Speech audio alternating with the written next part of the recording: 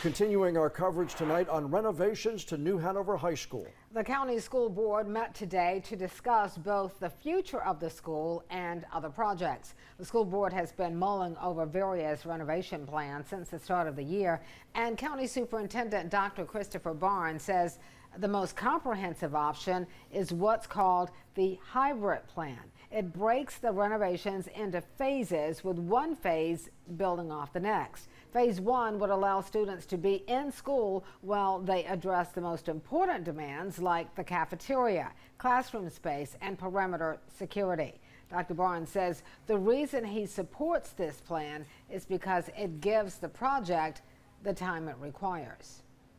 I think one of the things that we are of critical importance is making sure we have the best educational environment for students, and it's at a safe and secure environment. Most of the projects that were targeted today are specifically focusing on increasing the safety, the perimeter control, and making sure that we're creating spaces for students that are safe and inviting.